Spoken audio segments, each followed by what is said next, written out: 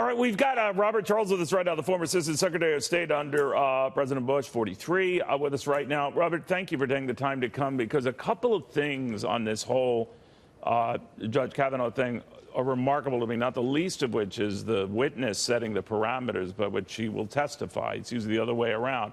I understand all the reasons why that would be the case in this environment, but what do you think ultimately Republicans who control that committee do? Yeah, I think that the most important part of this process is to return to regular order and rule of law, not rule by emotion. And several quick observations for context. First, the FBI has no jurisdiction here. And interestingly, I think both of the counsel for the accuser know that. And so that was sort of, to me, it struck me as an odd red herring to say that you have to wait out an FBI investigation. The second thing, as a matter of law, if you look up under Maryland law, which is what would govern here, this would have been probably a fourth-degree offense, and that statute of limitations is about a year. And so at the end of the day, this is 35 years too late in terms of bringing a charge. Finally, I think it's important to understand that, and again, this is to take the emotion out of it, that the FBI does conduct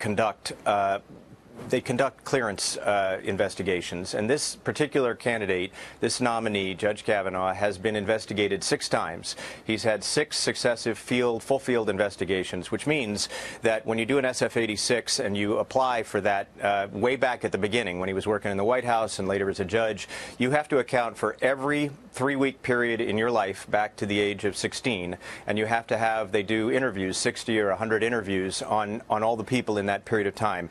At no point in those 6 investigations has this ever come up. So I would just say, as a matter of baselining things, this seems oddly out of whack with the history of the investigations that have already been done. Well, what should Congress do? Robert, as you know, I mean, she didn't bring this to light until 2012 with a psychiatrist, and many years later, so the FBI, no fault of their own, certainly would not have known about this. Now she and her lawyer are insisting, well, the FBI should look into it. It appears that they're moving past that right now, and that's going to go nowhere, so they're not going to do investigation. Right. We're told members of the committee themselves, staffers, have spoken to her and others on this issue, as well as potentially some witnesses that might not satisfy her. But now we're back to, or if they're past that and she testifies, but she waits for the judge to testify first, that seems a little weird, because he would have to kick off responding to a person who hasn't formally made her charges.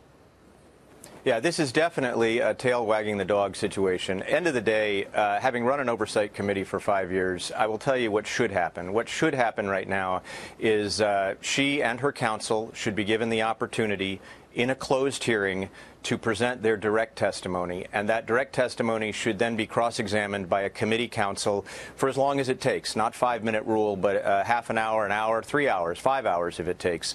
And then at the end of that, the committee should reach a conclusion as to whether they believe those allegations are credible or not. If they are credible, then on Friday, if they did that on Thursday, on Friday they should have a full open hearing with both parties. If not, then they should just vote. All right, well, we'll see. Robert Charles, thank you very much, my friend. Good seeing you.